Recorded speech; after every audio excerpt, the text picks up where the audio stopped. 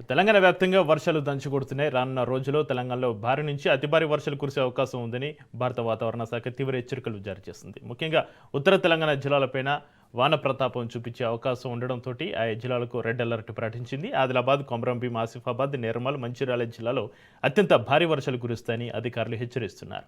ఇక నిజామాబాద్, కామారెడ్డి, పెద్దపల్లి, ములుగు జిల్లాలకు వాతావరణ శాఖ ఆరెంజ్ అలర్ట్ జారీ చేయగా కరీంనగర్, జగిత్యాల, భూపాలపల్లి తదితర జిల్లాలను భారీ వర్షాలు పడే అవకాశం ఉందని తెలిపింది.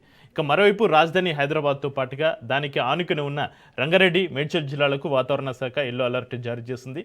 దక్షిణ తెలంగాణ జిల్లాలో మాత్రం తేలికపాటి నుంచి మోస్తరు వర్షాలు కురుస్తాయని ఐఎండీ అంచనా వేస్తుంది. లోతట్టు ప్రాంతాల ప్రజలు అప్రమత్తంగా ఉండాలని, అత్యవసరమైతే తప్ప ఇళ్ల నుంచి బయటకు రావద్దని వాతావరణ శాఖ అధికారులు సూచిస్తున్నారు.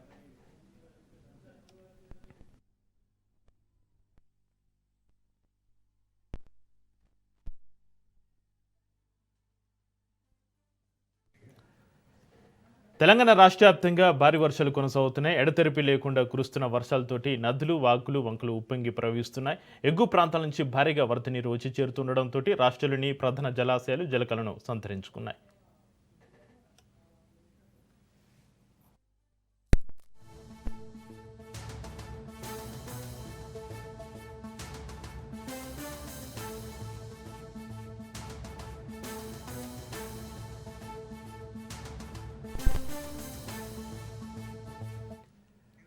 కృష్ణా గోదావరి బేసులోని పలు ప్రాజెక్టులో నీటి మట్టాలు వేగంగా పెరుగుతుండడంతో నీటిపారుదల శాఖ అధికారులు అప్రమత్తమయ్యారు.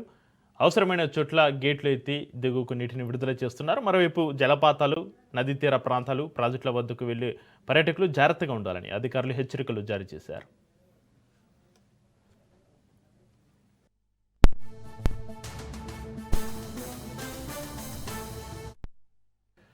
ఎగువ ప్రాంతాల్లో కురుస్తున్న భారీ వర్షాలతోటి గోదావరి నది ఉధృతంగా ప్రవహిస్తుంది. భద్రాచలం వద్ద నీటి మట్టం క్రమంగా పెరుగుతుండడంతో లోతట్టు ప్రాంతాల ప్రజలను జిల్లా యంత్రాంగం అప్రమత్తం చేస్తుంది.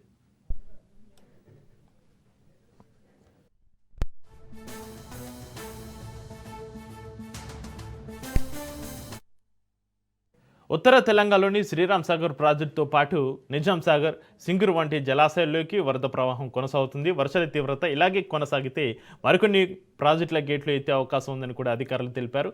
నదీ పరివాహక ప్రాంతాల ప్రజలు, మత్స్యకారులు అప్రమత్తంగా ఉండాలని విపత్తు నిర్వహణ, నీటిపారుదల శాఖలు సూచించాయి.